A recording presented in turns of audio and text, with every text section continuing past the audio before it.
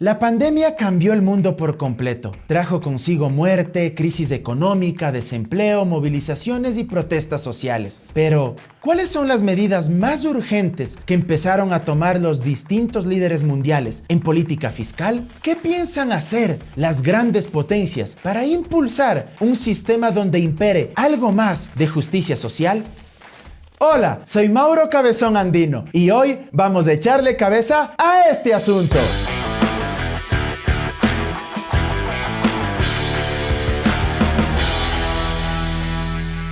Luego de varios años de arduas negociaciones, las grandes potencias planetarias decidieron que el mundo tenga una nueva política tributaria que gravará a las empresas multinacionales y plataformas digitales para que dejen de evadir gran parte del pago de sus impuestos.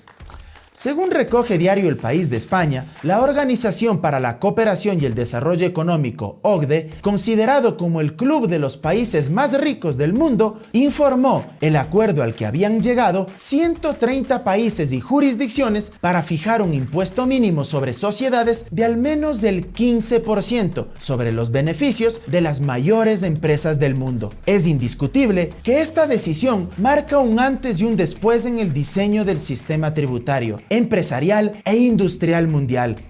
La OCDE, si algo ha impulsado durante los últimos años, es que las grandes multinacionales paguen impuestos allí donde hacen negocio y no donde les resulte más barato. Esto obligará a que gigantescas plataformas tecnológicas como Google, Amazon o Facebook paguen los impuestos que les toca. Por un lado, se busca garantizar que las grandes empresas multinacionales paguen impuestos donde operan y generan beneficios, y se pretende redistribuir algunos derechos impositivos de las grandes multinacionales desde sus países de origen hacia los mercados donde tienen sus actividades y generan ganancias, independientemente de que tengan una presencia física en estos. Se proyecta que esto generará más de 100.000 millones de dólares anuales, pero además se busca incorporar un impuesto de sociedades global mínimo de al menos el 15% que los países podrán usar para proteger sus bases impositivas. Esto producirá unos 150.000 millones de dólares de ingresos tributarios adicionales. En la actualidad, sin la existencia de este tipo de reglas fiscales, los estados se ven privados cada año de unos 200.000 millones de dólares, según un estudio de la propia OCDE. Lo expuesto habría sido imposible sin la voluntad política del G7, del presidente Biden de Estados Unidos y de la Unión Europea. Y no porque sean comunistas, sino que entienden que eso se llama justicia social. El ministro francés de Economía Bruno Le Maire señaló que es el acuerdo fiscal internacional más importante desde hace un siglo. Y ciertamente hay mucho de verdad en sus palabras, lo cual nos recuerda a distintas decisiones políticas y económicas que nuestra historia recoge. A finales del siglo XIX, cuando empezó a cuestionarse duramente al Estado liberal, pues no intervenía en la economía, no regulaba el mercado, ni garantizaba derechos sociales para la gente, empezó a emerger la desilusión, la frustración y la ira popular en contra del orden imperante. De paso, las ideas socialistas ganaban terreno entre las organizaciones sindicales y los obreros de la época. Ante aquello, en Alemania germina y nace el Estado de Bienestar. El canciller Otto von Bismarck, para intentar apaciguar los reclamos obreros, que eran la base social del Partido Socialdemócrata Alemán, que era el partido socialista más grande y organizado de Europa, implantó el Seguro Social, una decisión política que rompió con las prácticas anteriores de beneficencia, pues estaba dirigido al trabajador asalariado, tenía características automáticas y no discriminaba en su asignación. Posteriormente, con la Gran Depresión de 1929, que se prolongó durante la década de 1930, surgieron las políticas keynesianas que dominaron el mundo desde finales de la Segunda Guerra Mundial. Su objetivo era regular el ciclo económico y evitar nuevas crisis a través de la utilización en forma discrecional de la política fiscal, monetaria o crediticia. Esto motivó a que los partidos socialistas, que a partir de la década de 1930 tenían posibilidades reales de acceder al gobierno dentro de un esquema capitalista, adopten el keynesianismo, que les dio muy buenos resultados electorales y benefició la incorporación al consumo de los sectores trabajadores y asalariados que representaban.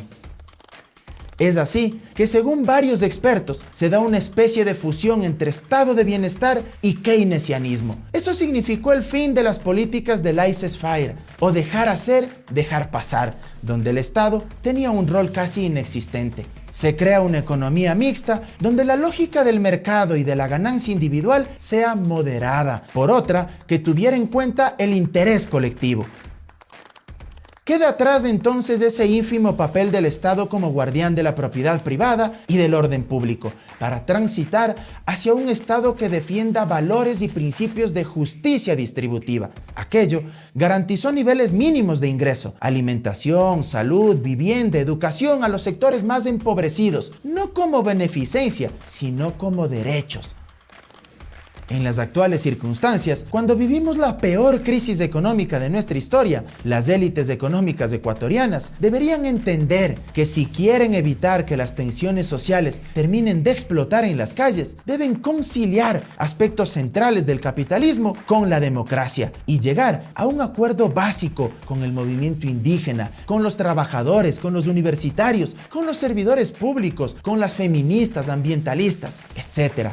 Gestionar los conflictos pasa por proveer desde el Estado prestaciones sociales que protejan a aquellos ciudadanos que sufren riesgos y necesidades inminentes. Eso es respetar la Constitución y garantizar el ejercicio de los derechos.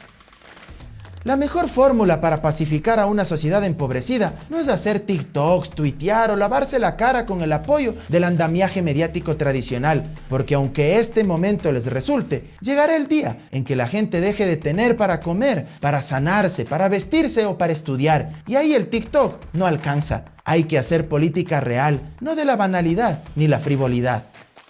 Si Biden, el G7 y la Unión Europea están de acuerdo en que las grandes multinacionales paguen más impuestos, ¿no será que acá deben empezar a hacer lo mismo los grandes grupos económicos? En vez de anunciar que se gravará con más impuestos a la clase media y a los sectores populares, porque según nuestro ministro de Economía, aquellos que ganan $800 son ricos y deben contribuir más en medio de la crisis, se debe exigir a nuestras élites serranas y costeñas que paguen lo que por justicia les corresponde.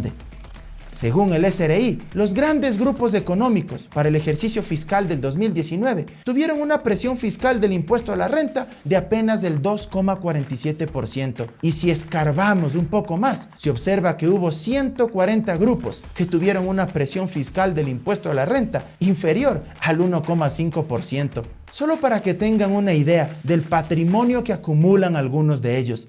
De la información pública existente, Grupo Banco Pichincha, hasta el año 2019, acumulaba un patrimonio de más de 3.680 millones de dólares. Almacenes del Juri tenía un patrimonio de más de 1.946 millones de dólares. O Corporación Favorita, con un patrimonio de más de 2.314 millones de dólares. Nadie está en contra de la propiedad privada ni de la generación de riqueza, pero eso no basta cuando se acumula y concentra en tan poquitas manos, sin redistribuirla de manera justa y peor en época de crisis. Si nuestras élites, medios de comunicación hegemónicos y gobierno quieren evitar que la sociedad caiga en las manos de posiciones mesiánicas o propuestas radicales, entonces deben entender que es responsabilidad del Estado constitucional procesar los conflictos democráticamente, disminuir la desigualdad, no aumentarla y equilibrar el poder asimétrico que tiene el capital en relación al trabajador. ¿Por qué siempre que hay una crisis el costo de la misma tiene que recaer en aquellos que jamás la propiciaron y los que la provocan nunca la asumen? Hasta la próxima.